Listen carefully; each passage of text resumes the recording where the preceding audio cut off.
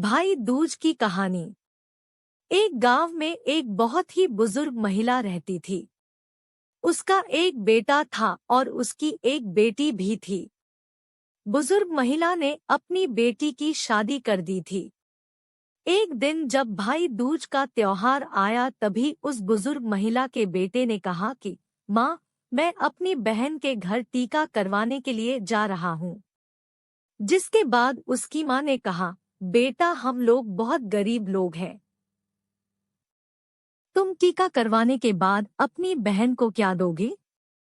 लेकिन उस बुजुर्ग महिला के बेटे ने जिद करके अपनी बहन के घर जाने के लिए अपनी माँ को मना लिया। फिर वह भाई अपनी माँ की आज्ञा लेकर अपनी बहन के घर निकल पड़ा। जैसे ही वह थोड़ी दूर पहुंचा, तब उसको एक बहुत ही गहरी नदी मिली और वह उसे कहने लगी कि मैं तुम्हें अपने पानी में डुबोकर मार दूंगी क्योंकि मैं तुम्हारा काल हूँ। जिसके बाद वह भाई उस नदी से कहता है कि तुम मुझे थोड़ी देर की मोहलत दे दो, मैं अपनी बहन के घर टीका करवाने जा रहा हूँ।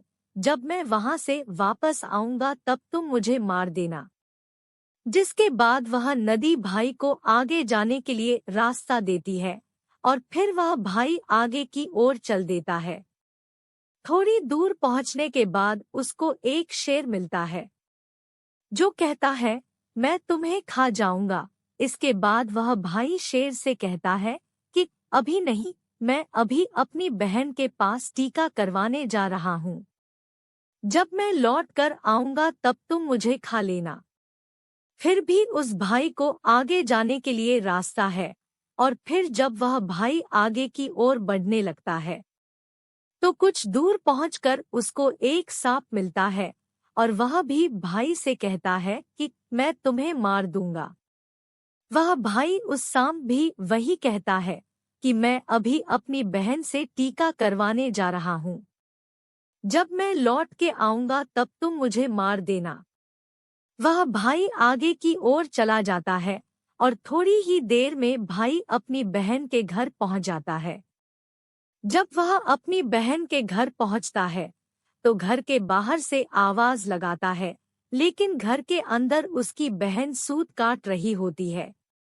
सूत को काटते वक्त उसका धागा टूट जाता है और वहां के लोगों की यह मान्यता थी कि अगर सूत काटते वक्त अगर धागा टूट जाए तो बाहर कोई भी बुला रहा हो और वह बिना आवाज करे और बिना धागा को जोड़े चली जाए तो वह व्यक्ति मर जाएगा। वह बिना आवाज किए धागा जोड़ने लगती है, लेकिन जब भाई के आवाज लगाने पर भी उसकी बहन नहीं आती है तो वह वहां से जाने लगता है। तभी उसकी बहन उस धागे को जोड़कर तुरंत अपने भाई के पास जाकर उसको रोकती है और उसको अपने घर ले जाती है। वह बहन अपनी पड़ोस में रहने वाली महिला के पास जाती है और उससे पूछती है कि भाई दूज के दिन क्या बनाया जाना है। तब वह महिला उसको बताती है कि तुम तेल से अपने चूल्हे को लीपो और घी में चावल पकाओ। वह बहन घर जाकर पड़ोस के द्वारा बताई हुई चीजों को करने लगती है और तभी उसका भाई उससे कहता है कि बहन, मुझे बहुत जोरों से भूख लगी है। लेकिन उसकी बहन पड़ोस की महिला की बातों में आकर काम कर रही होती है। जब उसका भाई रसोई में जाकर देखता है तो वह अपनी बहन से कहता है कि तुम बहुत भोली हो, जिसके कारण तुमको लोग पागल बना देते हैं।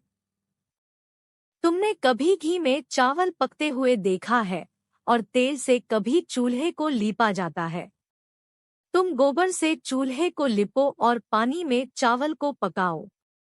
वह बहन अपने भाई की बात मानकर वही करती है जैसा उसका भाई करने के लिए बोलता है और वह खाना बनाकर अपने भाई को खिलाती है और थोड़ी देर बाद वह अपने भाई को टीका कर देती है। जब उसका भाई अगले दिन वापस अपने घर जाने के लिए कहता है तब उसकी बहन अपने भाई के लिए रास्ते में ले जाने के लिए कुछ लड्डू बना कर देती है कि इसको रास्ते में भूख लगे तो खा लेना, और उनमें से कुछ लड्डू अपने बच्चों के लिए भी बचा लेती है। जैसे ही उसका भाई चला जाता है और उसकी बहन के बच्चे जब खाने के लिए जिद करने लगते हैं तो वह अपने भाई के लिए बनाए हुए कुछ लड्डू जो अपने बच्चों के लिए बचा लिए थे वह अपने बच्चों को दे देती है और तभी उनके बच्चों की नज़र उस लड्डू में पड़ती है जो एकदम से नीले हो रहे होते हैं। जब वह जाकर रसोई में देखते हैं तो उनको पता लगता है कि उनकी माँ ने जो लड्डू बनाए हैं उनमें सांप मर चुका है और उसी से ही हमारी माँ ने लड्डू बनाए हैं। जिसके बाद वह अपनी माँ को जाकर सारी बातें बताते हैं, जिसको देखकर वह बहुत दुखी हो जाती है और तुरंत अपने भाई के पीछे भागती है। रास्ते में कुछ दूर चलने के बाद उसका भाई उसको मिल जाता है। वह तभी उसकी बहन उससे पूछती है कि भाई तूने लड्डू तो नहीं खाए। उसका भाई कहता है नहीं और तभी अपने भाई को सारी बात बता देती है। लेकिन तभी उसका भाई कहता है तुमने मेरी जान आज तो बचा ली है लेकिन तुम मेरी जान कब तक बचाओगी, और अपनी बहन को अपने साथ हुए रास्ते में सभी चीजों के बारे में बता दे।